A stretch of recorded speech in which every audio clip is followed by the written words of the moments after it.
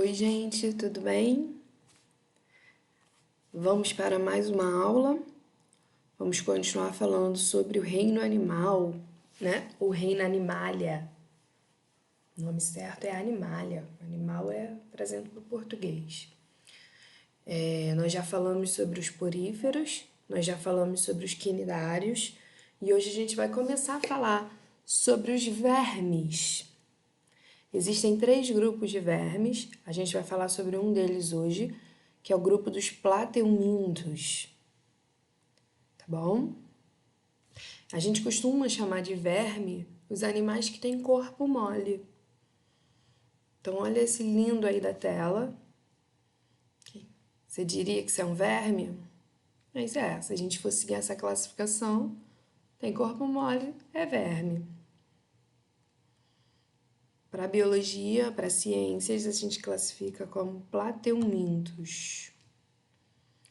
Esse também é um plateuminto. Vocês vão ver que a variedade dentro do grupo de plateumintos é muito grande.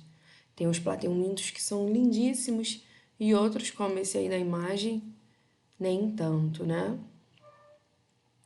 Em geral, tem plateumintos parasitas, quer dizer, eles vivem dentro de um corpo de um hospedeiro e retira desse hospedeiro os nutrientes que eles precisam para viver.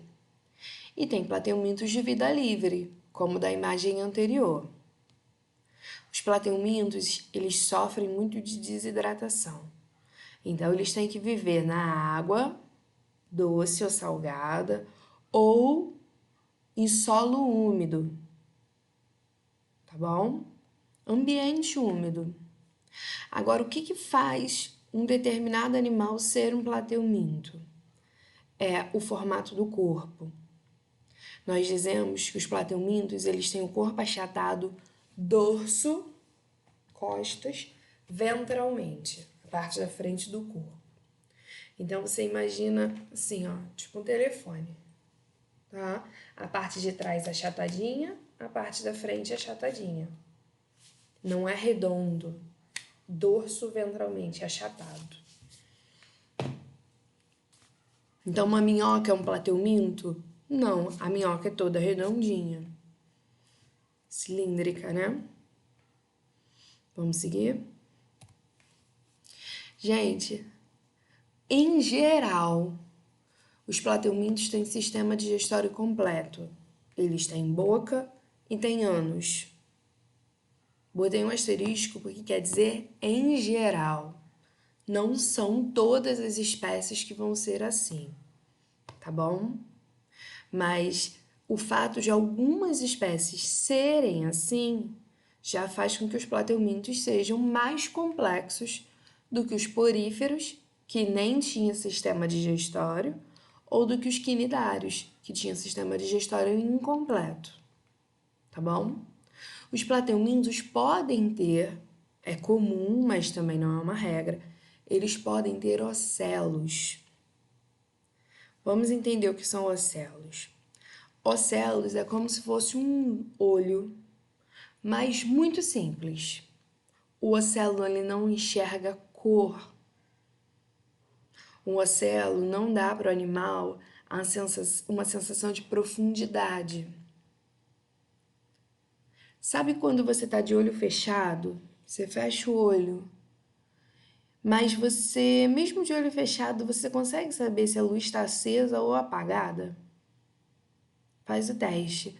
Fecha o olho e pede para alguém apertar o interruptor, acender e apagar. Você de olho fechado, você vai conseguir notar. É como se isso fosse um ocelo.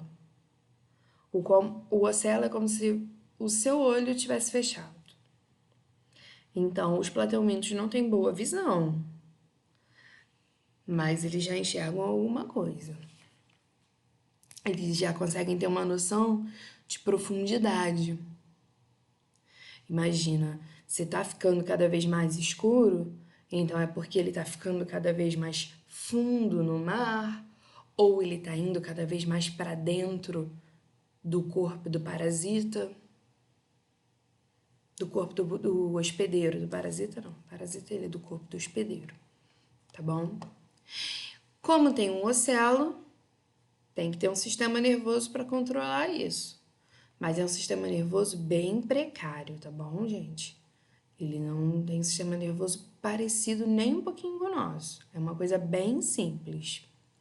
Tem um sistema circulatório bem precário também. Não tem sangue, tá? Mas tem um líquido que circula pelo corpo do animal. A respiração dos plateumintos acontece pela pele. Tchan, tchan, tchan, tchan. Pela pele, tá bom? Então vamos ver esses esquemas aqui. Aqui são esquemas, tá? Os ocelos. Não está escrito em português. Reparem que esse animal, ele tem uma cabeça. Porífero, quinidário não tinha cabeça. Então também dá um passo à frente aí na evolução. E os olhos, que na verdade não são olhos, são ocelos, tá nessa cabeça. Mas a boca não tá na cabeça, gente. Olha onde tá a boca, ó. A boca tá aqui, ó. Se a gente for olhar ali por baixo, a boca e a faringe estão aqui, ó. Elas saem do corpo. Saem do corpo para ele obter o alimento. Esse alimento pode ser algas, pode ser animais bem pequenininhos, animais do zooplâncton, né?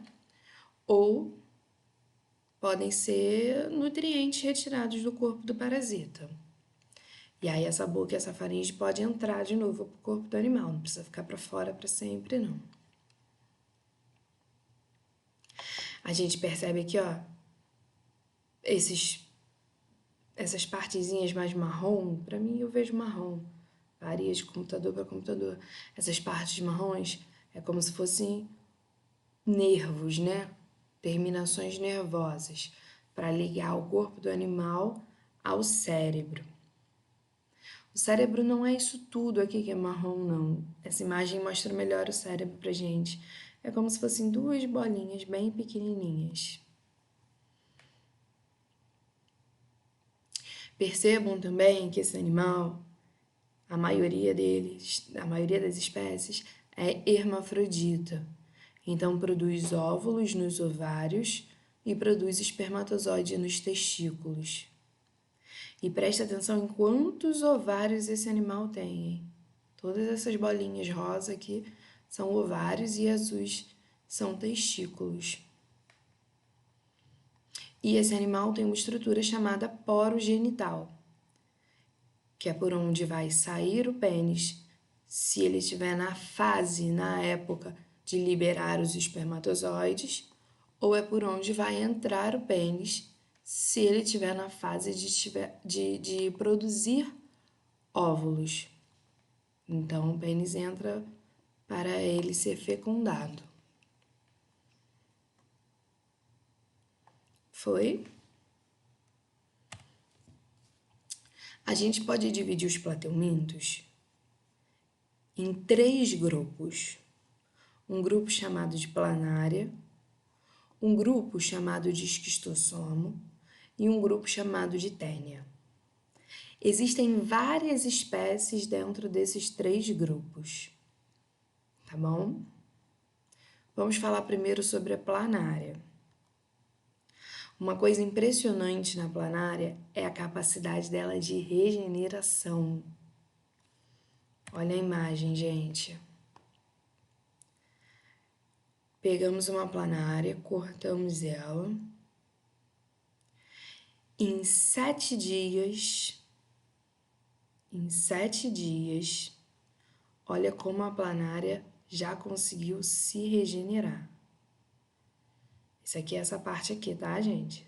Essa parte aqui já se regenerou, isso tudo aqui em 7 dias. Aqui ela se encolheu, ela não diminuiu de tamanho não, tá? Ela se encolhe. Com 10 dias, a gente começa a ver que a cabeça já está ganhando uma forma mais normal para o animal. Com 14 dias, a cabeça já está perfeita de novo. Então, essa parte aqui que foi decapitada, ela não morreu. Ela voltou à vida no seu formato íntegro. E a imagem não está mostrando pra gente, mas essa parte aqui, a parte da cabeça, ela também vai se recompor. Vai acontecer o mesmo processo. Talvez leve um pouco mais de dias, já que essa parte está menor, mas vai acontecer o mesmo processo. Essa capacidade de regeneração também é uma forma de reprodução. Uma reprodução assexuada. Ok? Vejam como em algumas espécies a cabeça é bastante definida. E percebam que essa planária aqui tá numa folha. Então, para a gente ter um exemplo de planária que vive no ambiente terrestre. E essa aqui, gente, que é linda, divina, é uma planária do ambiente aquático. Tá bom? Mergulhadores veem com bastante facilidade. Não nessa cor exatamente, tá? Mas esse animal. Agora, a reprodução sexuada da planária. Ó, lembra que a gente falou dos poros genitais? Então, duas planárias se encontram. Uma emite o poro genital para fora e penetra no corpo da outra. Essa outra vai ser fecundada, se ela estiver produzindo os óvulos. Vai colocar os ovinhos, e aí pode ser na terra, pode ser na água, depende de qual é a espécie e o local onde ela mora. Desses ovinhos vão nascer planárias com tamanho reduzido, que voltam a se desenvolver, crescem e recomeçam o ciclo. Foi? Agora vamos falar um pouquinho sobre os esquistossomos. E dentro do grupo dos esquistossomos, gente, existe uma espécie que tem um interesse médico muito importante, que é a espécie chamada de Esquistossoma monzoni.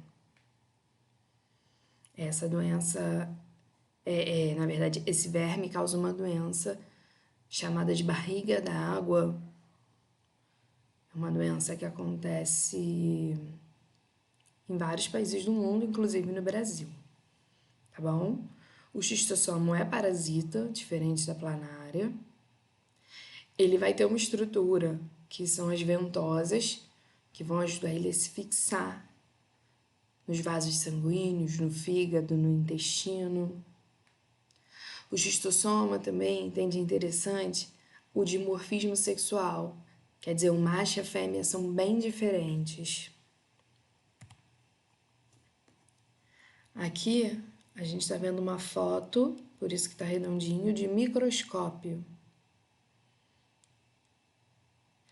Pessoal, nessa imagem também é uma microscopia, só que a gente consegue ver com mais nitidez. Esse aqui é um microscópio mais especializado, mais caro e não é comum. Esse aqui é o que a gente consegue ver com o microscópio comum, tá? Essa parte aqui de fora parece um tecido grosso, né? Então, isso aqui é o esquistossoma fêmea. E essa parte aqui de dentro, ó, esse rabinho e essa cauda é parte do corpo do esquistossoma macho. O restante do esquistossoma macho está aqui dentro do corpo da fêmea. Quando o macho e a fêmea se unem para reproduzir, eles ficam unidos para sempre, eles nunca mais se soltam. O macho nunca mais vai sair daqui de dentro. Essa estrutura aqui e essa aqui, essa e essa, são as ventosas que a gente comentou. O macho vai liberando espermatozoides, a fêmea vai recebendo esses espermatozoides, vai se fecundando e ela vai produzindo ovos. Só que os ovos, gente, os ovos desse casal, olha como é que são esses ovos. Aqui também é uma foto de microscópio. Esses ovos têm essa ponta. Gente, essa ponta apesar dela ser uma coisinha muito pequena, vocês vejam o tamanho dela num microscópio, né? Então é muito pequeno. A olho nu a gente nem consegue enxergar. Mas a planária fêmea não produz um ovo, ela produz muitos mil ovos por dia. Então esses ovos eles podem perfurar o intestino do hospedeiro e entrar por dentro de vasos sanguíneos e se espalhar por todo o corpo. É muito comum que eles cheguem ao fígado. Aí o nome da doença que é causada por esse verme é barriga d'água, porque o fígado cresce muito, incha, retém líquido, fica bastante danificado. Agora, para o ciclo reprodutivo acontecer, precisa do envolvimento deste ser vivo aqui, ó. Um caramujo chamado de benfalária. Vamos entender o papel desse caramujo aqui agora. Então, presta atenção. Tem um menininho que provavelmente ele mora em um local que não tem tratamento de esgoto. E o que essa imagem está representando para a gente é que o esgoto da população acaba chegando ao rio. Vamos partir do princípio que esse menino está contaminado com a esquistossomose. Então, as fezes desse menino estão cheias de ovos produzidos pela fêmea do esquistossoma. Vamos partir desse ponto, tá bom? Há fezes de uma população que não tem tratamento de esgoto. Se alguém dessa população tiver contaminado, nas fezes dessa pessoa vão ter ovos do verme, tá certo? Após esses ovos chegarem na água, gente, em torno de 5 dias mais ou menos, esses ovos desenvolvem para uma forma de uma larva. Essa larva, que nada, olha quantos flagelos ela tem, ela se chama miracídio. E essa larva ela fica nadando pelo rio até que, por acaso, ela encontre um caramujo. Não é qualquer caramujo, tem que ser esse caramujo aqui. Esse caramujo benfalária. Tá bom? Ela fica viva nadando pelo rio cerca de 48 horas. Se ela não encontrar o caramujo, ela morre. Dentro desse caramujo, o caramujo não fica doente igual o humano, gente. O caramujo não é um hospedeiro, tá bom? Ele é um vetor. Dentro desse caramujo, essa larva continua se desenvolvendo, o miracídio continua se desenvolvendo. E ele fica lá cerca de 15 dias. Quando esse miracídio já está bem maduro, ele sai do caramujo, sai pela pele do caramujo, sem fazer mal nenhum para o caramujo. A gente está falando de coisas a nível microscópico. Então, sai pelos poros, pelo corpo do caramujo e o caramujo não sofre com isso. E quando o miracídio sai do caramujo, ele já está com esse novo formato. Esse formato que ganha o nome de cercária. E aí, gente, quando uma pessoa está em contato com a água do rio e essa água está cheia de cercária, a cercária entra no corpo da pessoa pela pele. Não precisa beber a água do rio, não precisa beber água contaminada, não. A cercária entra pela pele. Então, se a população estiver lá lavando roupa no rio, pode entrar pelas mãos, pelos pés. Se estiver nadando, vai entrar em qualquer parte do corpo. A cercária vai entrar no corpo do ser vivo pela pele. E não vai doer não, tá, gente? Você vai sentir no máximo uma coceirinha, vai passar a mão achando que foi uma mosquinha e acabou. Não dói. Então, olha só. Uma pessoa contaminada, por falta de saneamento básico, ela acabou contaminando o ambiente que contaminou uma pessoa saudável, que mora na mesma região, que não tem saneamento básico, então ela vai voltar a contaminar o ambiente e esse ciclo nunca vai acabar. Essa imagem aqui, gente, está mostrando Ó, a barriguinha do menininho, tadinho. Provavelmente ele tá com algum problema no fígado. Então ele já tá no estágio mais avançado dessa doença. Em geral, as verminoses, elas são chamadas de doenças negligenciadas, porque são doenças que não são difíceis de tratar. Só que elas continuam ocorrendo por falta de interesse político. É muito comum em população pobre. Por quê? Porque moram em locais com mais precariedade, mais falta de saneamento básico, mais dificuldade de ter recurso à água tratada. Ok?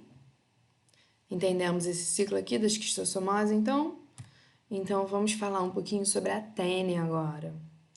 E a tênia, gente, além das ventosas, igual do esquistossoma, a tênia ainda é mais cruel. Ela tem ganchos. Ventosas e ganchos. E o corpo da tênia, que é achatado dorso-ventralmente, porque é um plateuminto, mas o corpo da tênia não é uma coisa inteira. É dividido em segmentos. Esses segmentos, esses pedacinhos que compõem o corpo da tênia, são chamados de proglótide. A tênia, ela não tem aquela reprodução igual a gente viu do esquistossoma. A tênia se autofecunda. Então, basta a gente estar contaminado com uma única tênia que ela mesmo libera espermatozoides para encontrar os próprios óvulos dela.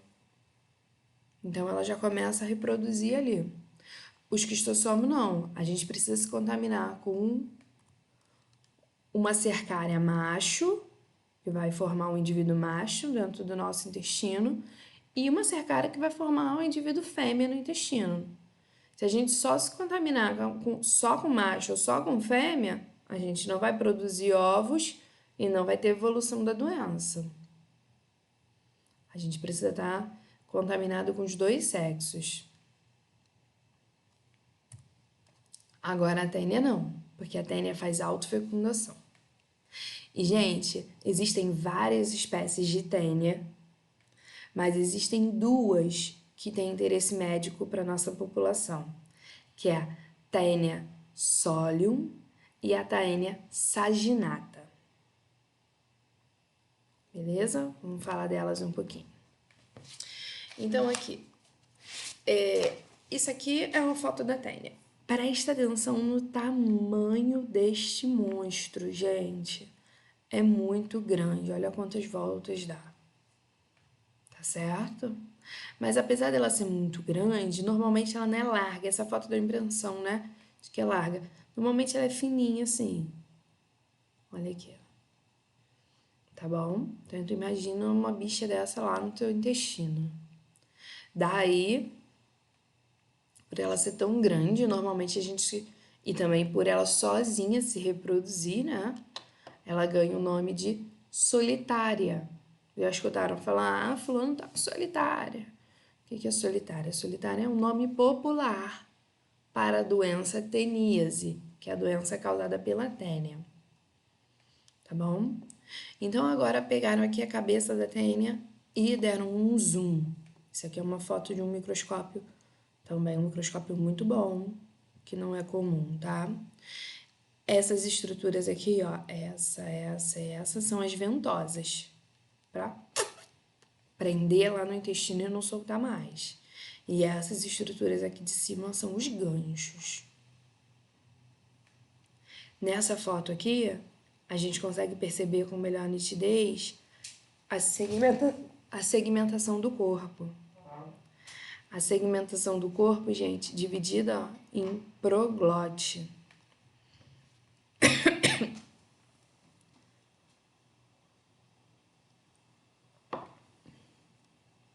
Foi? Vamos passar aqui.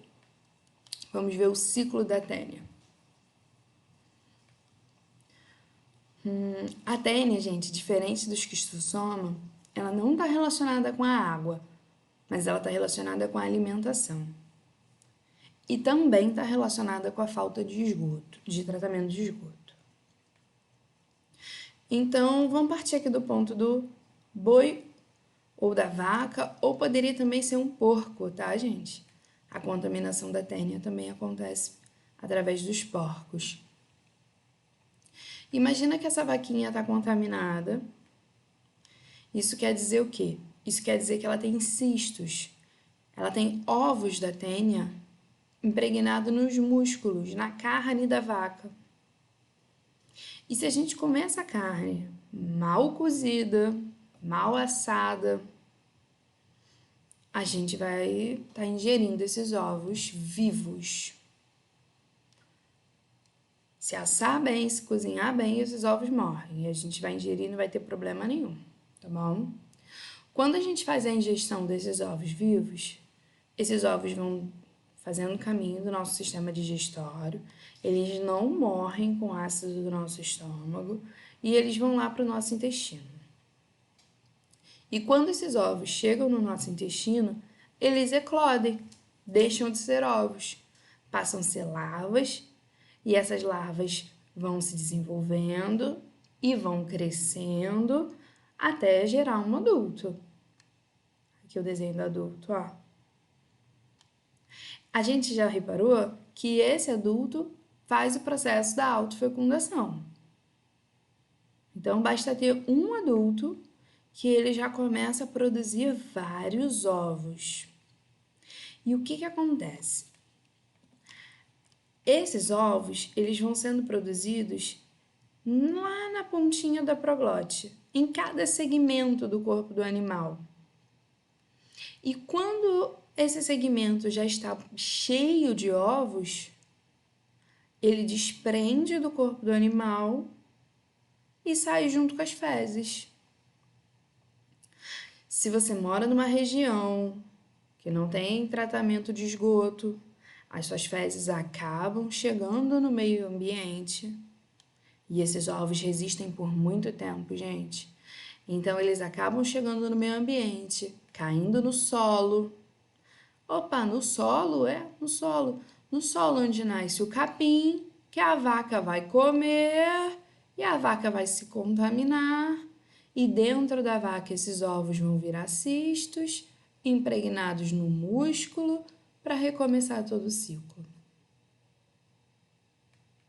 Como interromper esse ciclo? Cozinhando bem ou assando bem a carne antes da ingestão, ou tratando o esgoto, para o meio ambiente não ficar contaminado. Qual é o problema da solitária? Qual é o problema da teníase? Bem, ela é muito grande, né? Então ela precisa de muito nutriente. Esse animal vai retirando açúcar, vitaminas, ele vai tirando vários nutrientes que ele precisa do seu intestino, com isso vai ficar faltando para você. Então, a pessoa que está contaminada com a solitária, normalmente ela tem muita fome, ela tem glicose baixa, podendo gerar desmaio, podendo gerar um excesso de cansaço.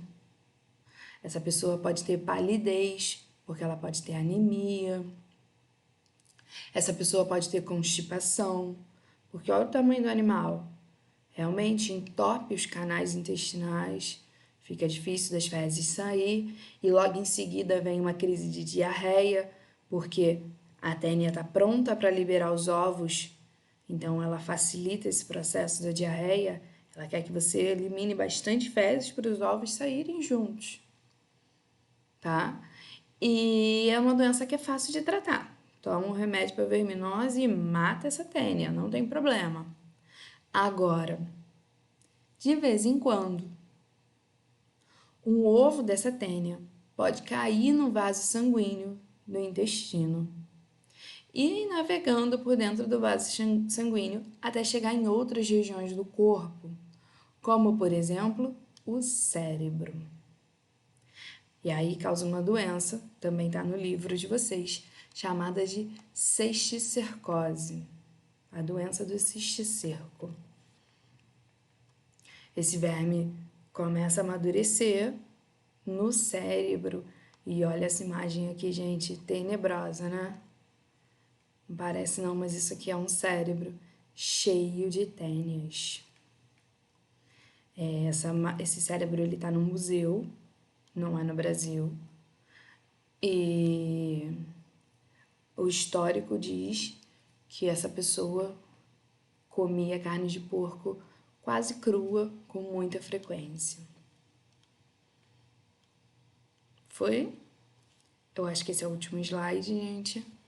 Um beijinho pra vocês. Tchau, tchau.